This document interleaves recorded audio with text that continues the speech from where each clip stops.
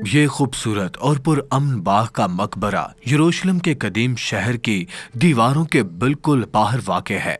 बहुत से मसीही इस पत्थर की कब्र में जनाबे मसीह की मसलूब करने और तदफीन के लिए एक मुमकिना मकाम समझते हैं। किताब मुकद्दस के रिकॉर्ड से पता चलता है कि जनाबे मसीह को यरूशलेम शहर के बाहर, शहर के एक दरवाजे के करीब और एक अहम रास्ते के साथ गलगत्ता में मसलूब किया गया था।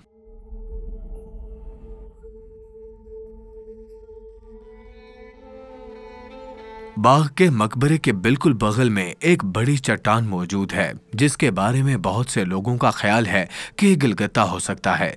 जनाबे मसीह की लाश लेकर उन दोनों ने उन्हें मसालों से लिपटा दिया। ये यहूदियों की तदफीन के रस्म व रिवाज के मुताबिक था। जिस जगह जनाबे मसीह को मसलूब किया गया था वहाँ एक बाग था और बाग में एक नई कब्र थी जिसमें कभी किसी को दफन नहीं किया गया था। क्योंकि ये यहूदियों की तैयारी का दिन था और चूंकि कब्र करीब ही थी, इसलिए उन्होंने जनाबे मसीह को वहीं रख दिया। यहाँ आप चट्टान से कटा हुआ एक मकबरा देख सकते हैं और आप देख सकते हैं कि कटा हुआ पत्थर कहाँ रखा गया था। जब उनके दोनों शागिर्द यहाँ उनके लिए आए तो उन्हें उस कटे हुए पत्थर से झुक कर जाना पड़ा।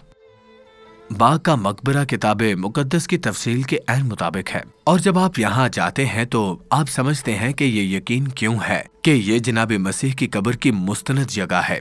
ताहम किताब मुकद्दस के दूसरे स्कॉलर्स का ख्याल है कि मकबरा की कलीसिया वो मकाम है जहाँ जनाबे मसीह को मसलूब किया गया था और उनकी लाश को पत्थर की कब्र में रखा गया था।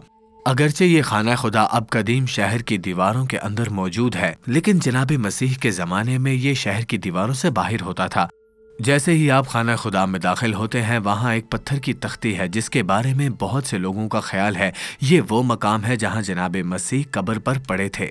लेकिन अहम बात ये नहीं है कि कौन सा मकाम मुस्तनद है, बल्कि ये यकीन है कि जनाबे मसीह को हमारे गुनाहों की वजह से सलीब पर चढ़ाया गया था, पत्थर की कब्र में दफन किया गया था और हमें अबदी जिंदगी की उम्मीद देने के लिए तीसरे दिन दोबारा जिंदा किया गया था।